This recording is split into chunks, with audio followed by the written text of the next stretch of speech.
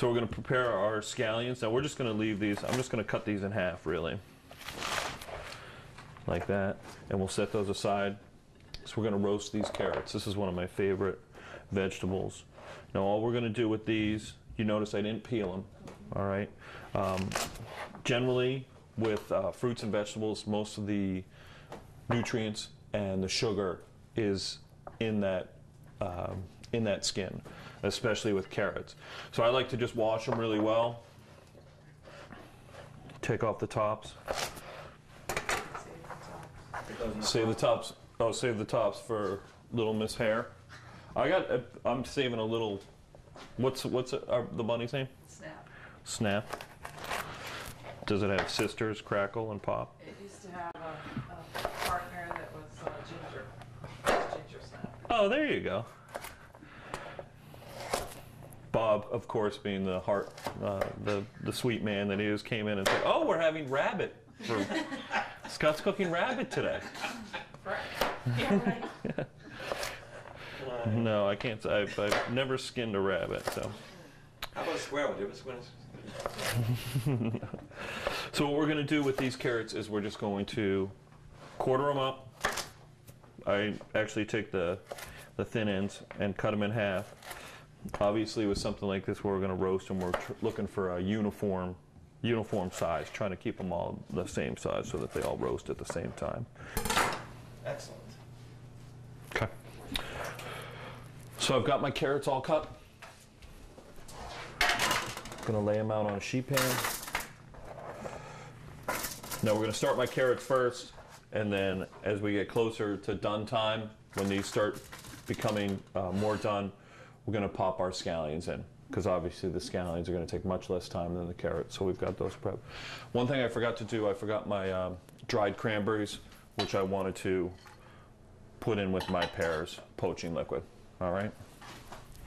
So nothing goes on the carrots? Yes, I'm sorry, I forgot. I'm coming back to that. Some olive oil. Oil? Comes out fast. What? Comes out fast. So just toss them with a little bit of olive oil, salt and pepper.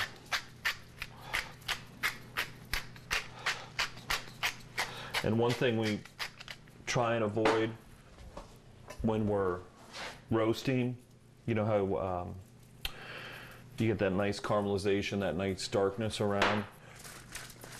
What you need to avoid is overcrowding.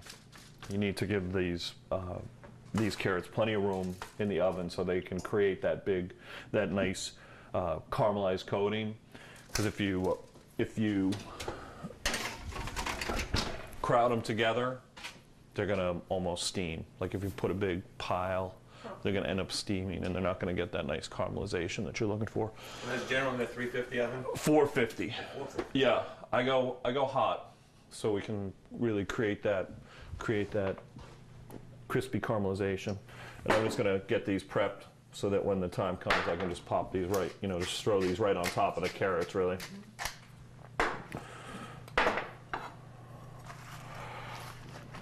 So we'll get those ready and we'll set them aside. And we're just going to do some simple breaded pork chops. Show you how to do a simple breading. I've got flour. I've got some eggs. And I found a box of panko breadcrumbs, which you probably didn't even know you had. Yes, I did. Oh, you did? Oh, good. Just how you Okay, well, great. Well, now we know what we're going to do with them. Panko is a great breadcrumb for things just like this. They really create a very nice. Let me just turn this down just a smidge. Kind of a crispier, crunchier, airier crust, I think, than regular breadcrumbs. You know how regular breadcrumbs are so fine, ground up completely, whereas Japanese breadcrumbs are a little bit fluffier. They seem to have a little bit more air in them. So I like them for stuff like that. Okay, how to crack an egg with one hand, right? Did we cover this at cooking school? All right. Have you been practicing?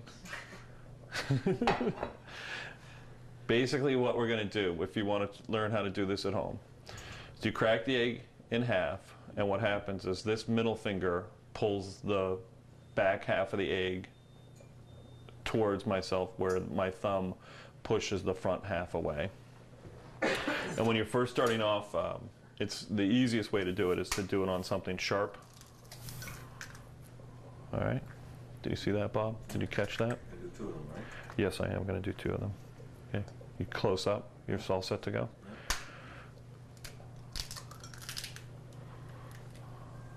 All right. Magical, isn't it?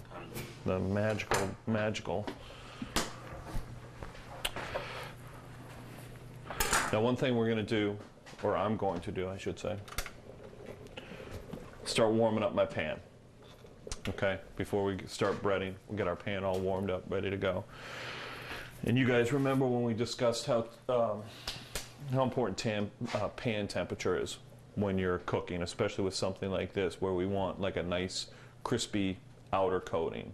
A lot of times, I think a lot of trouble amateur chefs have is starting with the wrong pan temperature, because if you go in too cold, everything's going to slough off it. If you go in too hot, it smokes and burns. Also, if it's too cold, the oil gets sucked into the Exactly. It's not. It doesn't bread, or the. I'm going to steal this tippy cup. I hope you don't mind. Now, one thing I show students, a way to check pan temperature is just by taking a little bit of water and flicking it into the pan. And I try and tell folks, basically what you're doing, you're not watching, you're listening.